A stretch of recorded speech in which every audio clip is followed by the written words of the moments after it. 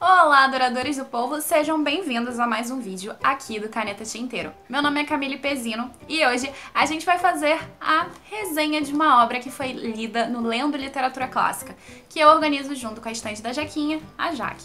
Bom, a obra de hoje é nada mais, nada menos do que o filho favorito do Charles Dickens, David Copperfield. Essa aqui é a versão da Nova Fronteira, mas você encontra outras versões que foram lidas no grupo, como a da Penguin e também a da Kozak Naif.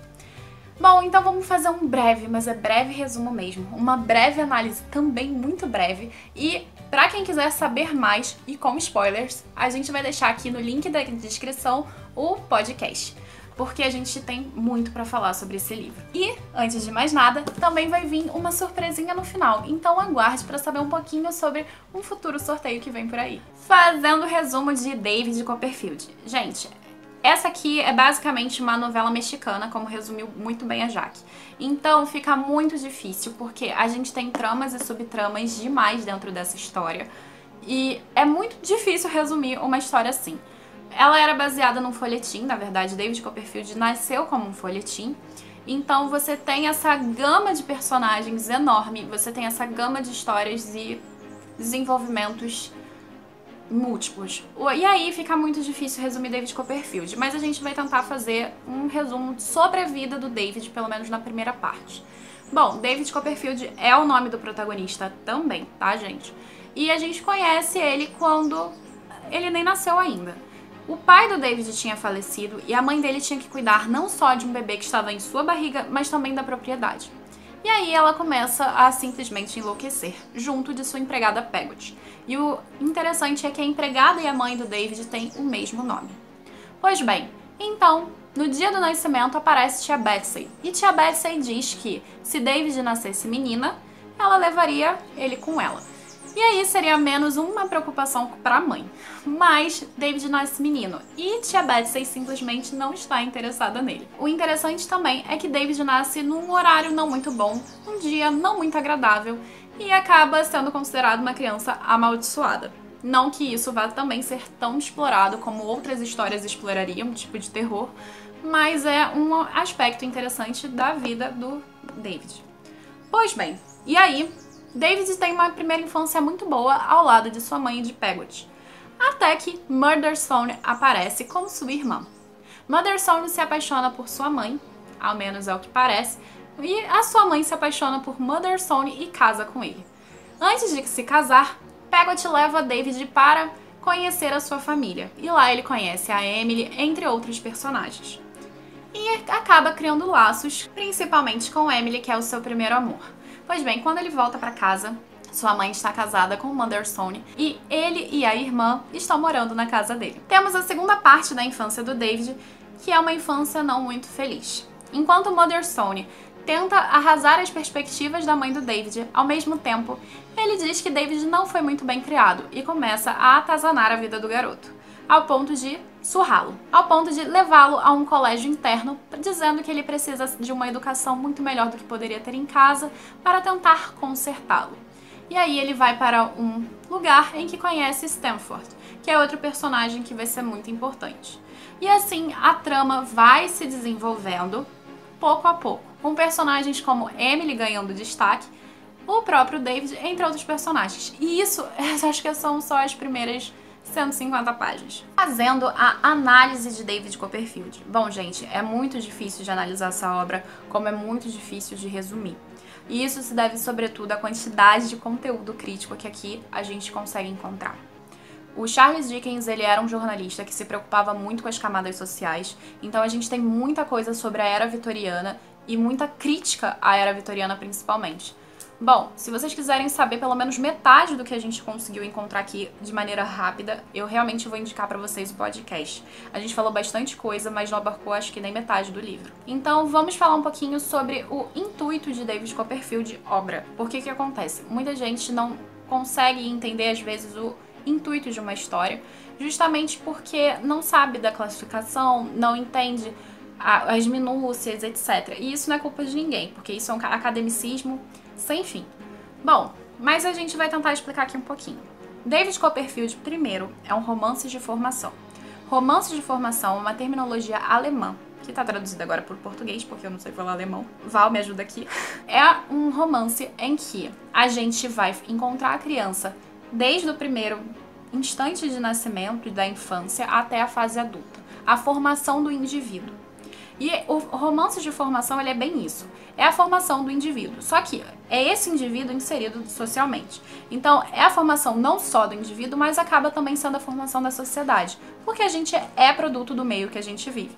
Então, o romance de formação tem esse intuito de falar não só sobre a formação moral, de caráter de um personagem, mas acaba também falando da sociedade. O segundo aspecto importantíssimo para entender David Copperfield, que muita gente, eu sei que é difícil, mas talvez não entenda a quantidade de tramas e subtramas, é que essa história aqui, ela é um folhetim. Mas foi um folhetim publicado por anos. Então, assim, acaba sendo muito difícil você contracenar num folhetim com um personagem só, com um enredo só. Então, quando a gente associa, e a associação da Jaque foi muito bem feita, em relação à novela mexicana, é porque realmente era isso. O folhetim, ele surge num período em que as classes trabalhadoras estão tendo acesso à leitura. Então, as obras que antes eram da aristocracia, elas passam a ser obras populares.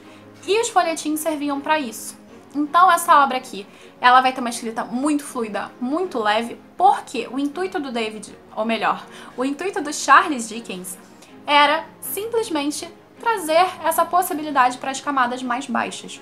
Então aqui você tem em David Copperfield mais uma coisa que é não só o romance de formação, mas também o folhetim. Então essas subtramas e tramas são características do folhetim. E por último, e não menos importante, que acho que é a característica principal, eu acabei de dar um spoiler, é que essa aqui é uma obra ficcional, mas autobiográfica. David Copperfield é ninguém menos do que o próprio Charles Dickens. Não é à toa que essa obra é a favorita do escritor. Pois bem, o David Copperfield é o Charles Dickens. Como vocês podem ver, aqui o DC só tá ao contrário do CD. Isso aqui é um dos easter eggs que o Dickens deixou pra gente. Há muita similitude entre a infância do David e a infância do Charles. A primeira é o trabalho infantil, uma das críticas enormes que o próprio Dickens deixa na sua história. Justamente porque o David trabalha na infância obrigatoriamente, como o Charles fez. E as relações, elas são um pouco diferentes. O personagem do Micawber, por exemplo, é um personagem que basicamente se assimila muito ao pai do Charles, então tem muita similitude entre um e outro. E aqui a gente encontra essa perspectiva aqui de romance de formação dentro de um folhetim e uma ficção autobiográfica. Não que os fatos sejam exatamente iguais, porque eles não são. Mas vamos falar um pouquinho de algumas críticas, só pincelar as críticas. A primeira é o trabalho infantil, que inclusive na época da Era Vitoriana, em que estava começando a Revolução Industrial, o governo teve que implementar limites de horários de trabalho para a criança, porque estavam explorando muito a criança. Então aqui começa, tanto quanto começa a obrigatoriedade de ensino para as crianças naquele período de pelo menos acho que até 11 anos de idade. No podcast essa informação também está exatíssima. Bom, e isso é interessante porque fala de duas críticas da obra. A primeira é o trabalho infantil, a crítica ao trabalho infantil, a escravização da criança e, ao mesmo tempo, é a relação com o ensino. Existem 3 tipos de ensino que vão ser elaborados aqui. Um não é para o colégio, tá?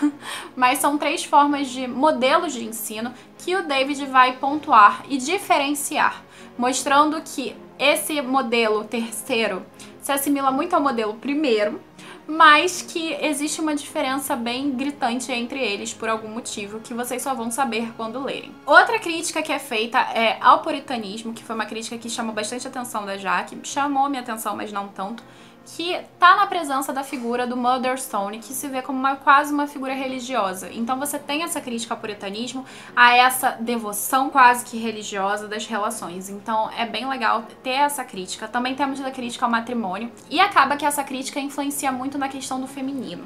Por quê? Aqui em David Copperfield a gente tem as relações do matrimônio, do abuso de poder masculino e ao mesmo tempo da equidade de uma relação. E você tem personagens femininas, ao contrário de 2 personagens que simplesmente eu não consigo suportar, mas elas também acabam tendo o seu quê de realidade.